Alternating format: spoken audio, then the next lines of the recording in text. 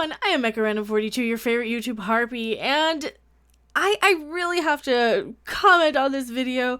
There's some kind of disturbing news that might have leaked in this.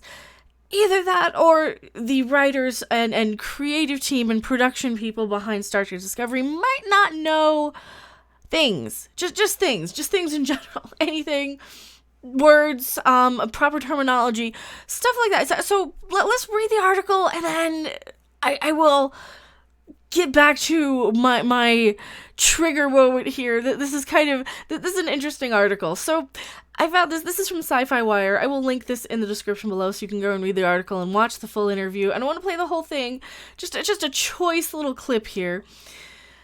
Watch Sonequa Martin Green and Alex Kurtzman on bringing Spock to Star Trek Discovery. Oh Lord, I can't remember all the times I've talked about these sort of topics on my channel.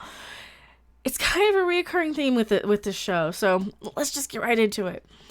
The upcoming second season of Star Trek Discovery is going to be a bit of a family reunion for Sonequa Martin Green's Michael Burnham.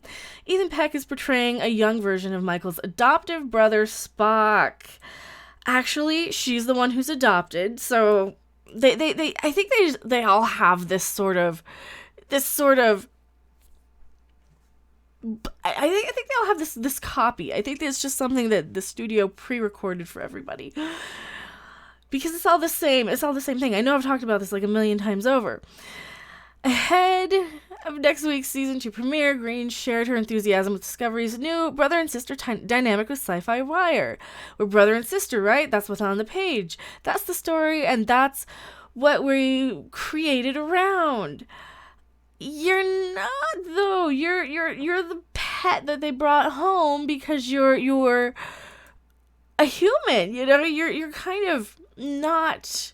Vulcans are very arrogant. Vulcans are very smug, and Sarek was a bit of a revolutionary. He was a bit of a hippie, he was a bit of, he was having the interracial relationship before it was like, probably before any Vulcan did. I doubt many had one later, because Vulcans tend to be kind of, what's the word? Racist. That's what I'm looking for. They're a little full of themselves. They're a little arrogant. They're a little prideful. And that's just kind of how they are. Ethan is so awesome and such a brilliant actor, but he's also such a brilliant person. He brings everything that he has to it, every fiber of his being. He puts his whole soul into it. He knows how important this is. He knows what it means. He knows it's a monumental role in a monumental moment. He gives it all the weight it deserves, and then he's just a joy to be around as well. Discovery co-creator and showrunner Alex Kurtzman also shared his thoughts on what it means for the show to introduce Spock as well as Captain Pike this season. Here we go. Of course, there's always trepidation, and at the same time, you can't let the fear stop you from telling a great story, noted Kurtzman. Because we mentioned that Michael Burnham and Spock are siblings, they're not, though. I think the audience would ultimately feel disappointed and a little angry if we didn't explain how and why that happened and what the relationship is about. Actually, let's play the clip and see what he actually said. And because we mentioned that Burnham and Spock are half siblings. No. They're not half siblings. She's adopted.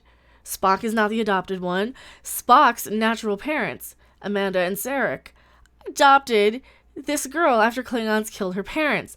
Now, this is one other thing that Discovery can't get right. Discovery sometimes says that Michael Burnham's parents were killed at home, and they were at their breakfast table in their kitchen, and she went and hid, and they were killed by Klingons. The other time she says it is that the Klingons ended up attacking her colony, her settlement, while she was in one of the Vulcan learning centers. Because that's where we see Sarek pull her out of the learning center after she'd been attacked. Klingon terrorist attack, apparently, and he mind melds with her, putting some of his Katra inside of her to save her life. Basically creating this smug Vulcan wannabe that we see before us. So if Alex Kurtzman is now saying that they're half brother and sister, is this a huge plot leak, or is he just an idiot? I don't know. What do you guys think? Tell me what you think in the comment section. Is this a leak? Is this a massive leak? Or do they just not understand? Because a lot of people, otherwise intelligent, I suppose, people do make that mistake sometimes. Additionally, Green touched upon Michael's ongoing growth as a person and as a Starfleet officer, as well as her emotional journey. For more Star Trek Discovery intel, you can watch the entire video ahead of the show's return to CBS All Access on Thursday, January 17th. So, I did watch this interview, and there is some interesting Sonequa Martin Green sort of moments, some interesting Alex Kurtzman moments. Sonequa Martin Green basically confirms what my thoughts were, was that the production office decided to go out of their way to find a woman of color, an African-American woman, to basically be the token representation of the show, regardless of any actual Star Trek fan caring anymore. You know, we grew up with this stuff, where Star Trek is very, it's kind of beyond the stupid petty crap. It's beyond a lot of the...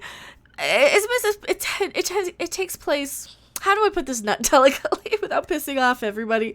It takes place at a time where we've evolved to kind of study things from a distance, like religion, money. We've evolved past a lot of these things. Racism, sexism. It doesn't really matter at this point in Star Trek history. Same thing with swearing. It's kind of used as a, oh, that was cute that they did that back then. We don't really need to do that now, but, you know, cute. It's cute.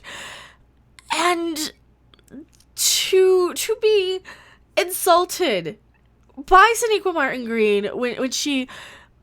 I will link that video in the description below, by the way. When she called out the fan base for what she assumed was, oh, we don't want a black woman, you know? I thought Star Trek fans were better than that.